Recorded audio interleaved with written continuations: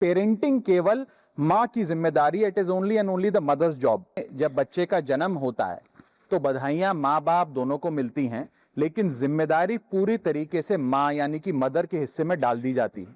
और हमारा सिस्टम केवल मैटरनिटी लीव को मान्यता देता है, रिकॉग्नाइज करता है।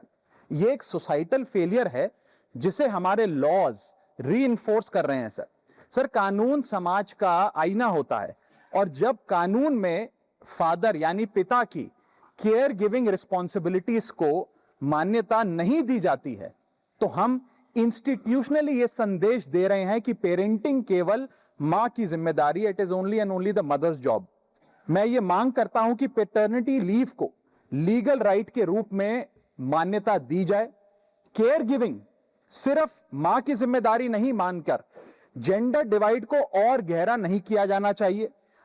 अब इसे बदलने का समय आ गया है सर एक मां 9 महीने तक बच्चे को पेट में पालती है व्हेन शी इज प्रेग्नेंट, फिर नॉर्मल डिलीवरी या सिजेरियन जैसी मुश्किल प्रोसीजर से गुजरती है। उसे मेडिकल केयर, दवाइयों के साथ साथ अपने हस्बैंड की फिजिकल, मेंटल और इमोशनल सपोर्ट की भी जरूरत होती है। पति की भी बीवी के प्रति केयर गिविंग रिस्पॉन्सिबिलिटीज होती हैं, सिर्फ बच्चे के प्रति नहीं। और ऐसे समय में हस्बैंड की प्रेजेंस कोई लग्जरी नहीं सर, बल्कि एक नेसेसिटी है। आज केवल सेंट्रल गवर्नमेंट एम्प्लॉइज को ही 15 दिन का पैटर्निटी लीव मिलता है, जबकि प्राइवेट सेक्टर में यह राइट या अधिकार है ही नहीं।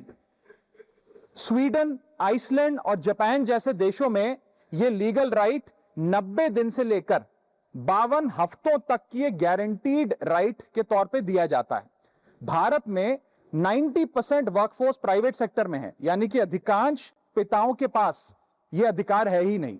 इसीलिए मैं सरकार से मांग करता हूं कि पैटर्निटी लीव को लीगल राइट बनाया जाए, क्योंकि केयर गिविंग सिर्फ मां की ही नहीं बल्कि एक shared responsibility of both the mother and the father. Thank you sir.